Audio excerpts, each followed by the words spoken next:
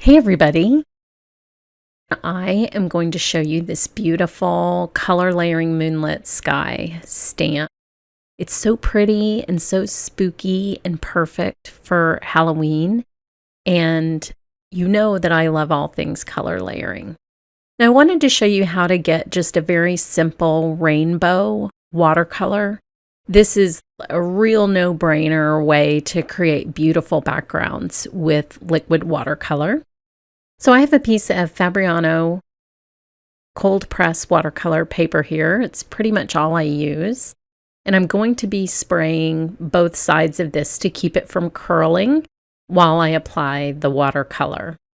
Now I'll have some tips for you about stamping onto cold press watercolor paper here in a few moments because it's definitely really different from stamping on cardstock.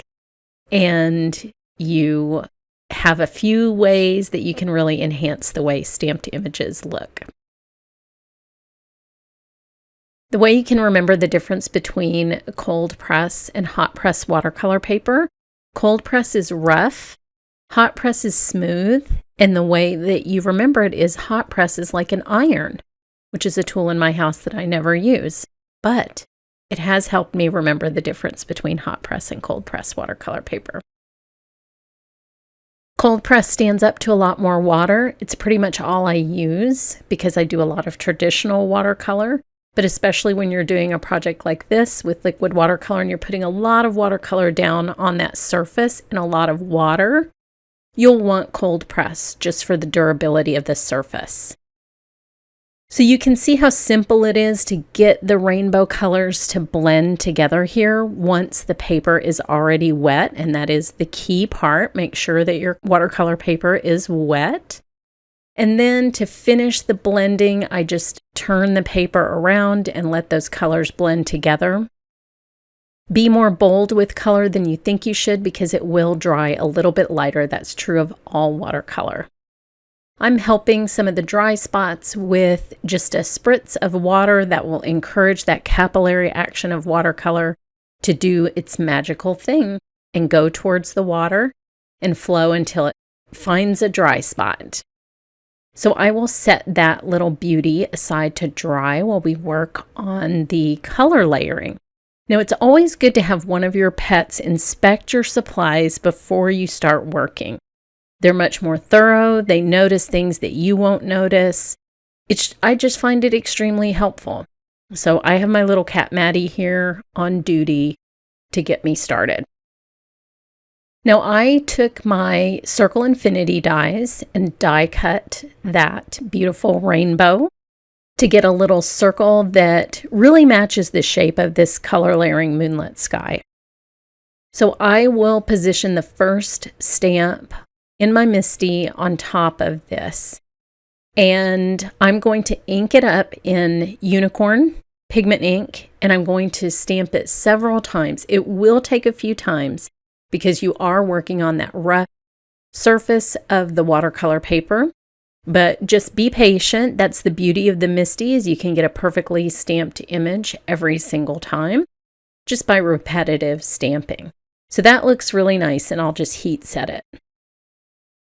Now for the magic of this stamp. So I'll put it back in the corner of my MISTI, and yes, you can even use a circle in the corner. It's nice. I do like to use a couple of magnets though when I'm doing this.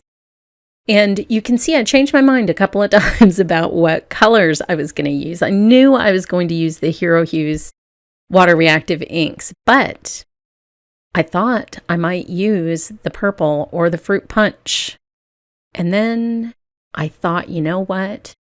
Green in the sky is the spookiest possible thing that can happen, especially if you've ever seen the Northern Lights. They're a little spooky, and a lot of times they're green. So I ended up going with the Key Lime Fizz, which turns out just beautiful with this sort of citrusy sky that I have working. Again, stamping it a few times. This ink works great on watercolor paper because you get that great coverage with the reactive inks, but you're still going to have to stamp it a few times. Look at that spooky sky. That is so fun.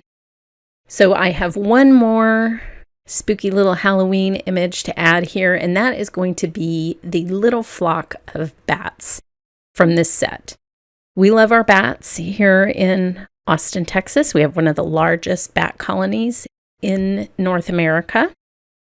And so we love our bats. I always love bat stamps. And these sort of have a sense of motion, like they're going up, that works so well with the edge of this circle that I just think it's perfect together. So I'll stamp this a few times again. And then I'll give you one more little trick, especially if you're using black on watercolor paper. I just take a Copic multi-liner, and there are some places that stamp is never going to touch because it's a little divot in the texture of cold pressed watercolor paper. So no matter what you do, the stamp isn't going to touch it. And with black, it's a little bit more noticeable. So just give it a little bit of assistance with a Copic multi-liner pen, and your little bats will be perfect. Now I heat set that ink too before using it with the Copic marker. And then I will fill in, it's a little bit lighter where I went over that unicorn pigment ink. So I'll fill that portion in as well. And I think this is such a fun Halloween scene. And it really looks like a little flock of bats coming up, silhouetted against that beautiful, beautiful color layering sky. Thanks so much for watching.